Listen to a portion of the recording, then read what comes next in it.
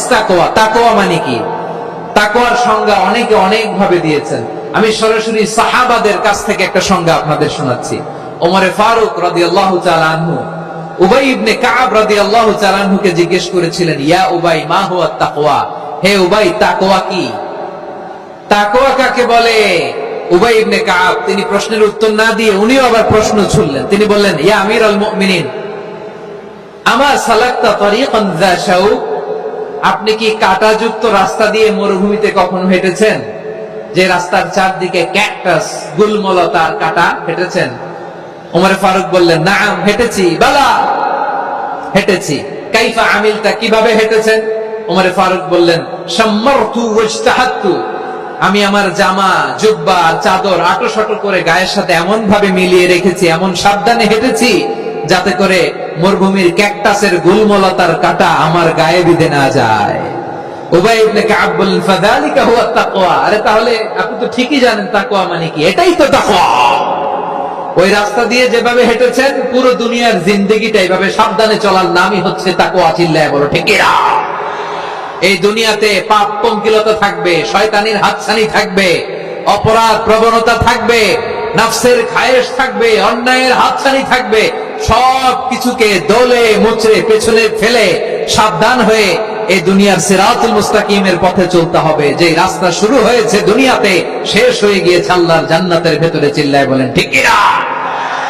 আমার প্রিয় চাঁপাইনবাবগঞ্জের ভাইয়েরা, এটার নামই তাকওয়া।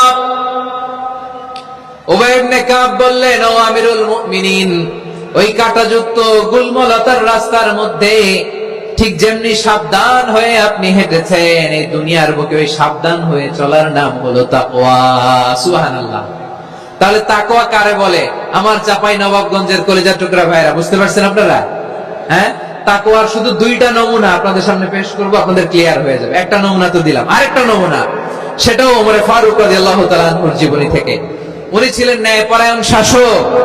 রাত্রিবেলা প্রজাদের কি হাল হাকিকত, কি অবস্থা, ঘুরে ঘুরে প্যাট্রোলিং করতেন পুলিশের মতো।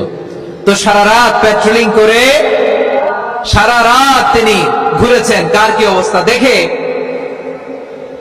শেষ রাতে তিনি ফিরে আসতেছেন। তিনি থাকতেন, সেই বুখারীতে এসেছে, কানা ইয়াসকুনু ফি আওয়ালিল মদিনা, মদিনার উঁচু এলাকায় থাকতেন।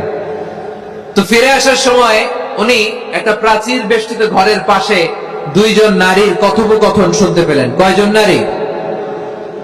দেখি আপনাদের মনোযোগ আছে কিনা, বলেন কয়জন নারী? একজন বৃদ্ধা, একজন যুবতী। উনি কান লাগিয়ে শুনতে পাচ্ছেন। বৃদ্ধা মা, ওমর ফারুক কাউকে দেখতে পাচ্ছেন না, শুনতে পাচ্ছেন। বৃদ্ধা মা তার যুবতী মেয়েকে বলে, এই তাড়াতাড়ি উটের দুধ দহন করে উটের দুধের সাথে পানি মিশাও, তাইলে কালকে বাজারে মদিনায় বেশি দামে বিক্রি করা যাবে, লাভ হবে অনেক। বৃদ্ধা মহিলা এটা বললেন।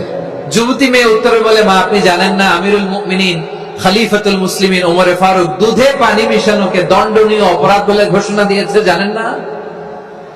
এবার বৃদ্ধা মহিলা বলে, আরে পাগলি, এই ভোর রাতে আমিরুল মুমিনিন ওমর ফারুক আসবে কোত্থেকে?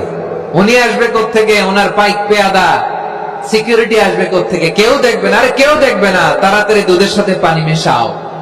এই কথা যখন মা বলেছে, যুবতী মেয়েটা চমৎকার একটা উত্তর দিয়েছে।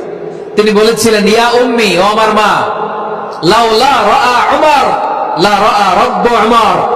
ও আমার প্রিয়তমা মা, আপনি ঠিকই বলেছেন, গভীর রাতে ওটের দুধে পানি মিশালে ওমর দেখবে না, কিন্তু মা খেয়াল রাখবেন, ওমর যদি নাও দেখে, ওমরের রব কিন্তু দেখে। চিল্লায় বলেন ঠিক কিনা? দিস ইজ কল্ড তাকওয়া।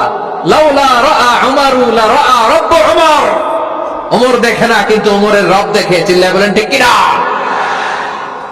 এজন্য রব্বুল আলামিন বলেন, লা তুদরিকুল আবসার ওয়া হুয়া ইউদরিকুল আবসার ওয়া হুয়াল লাতীফুল খাবীর।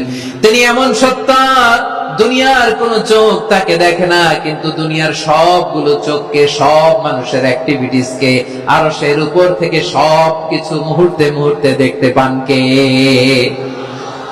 তাহলে তাকওয়া কারে বলে বুঝতে পারছেন? দুনিয়াতে সাবধানে চলার নাম তাকওয়া।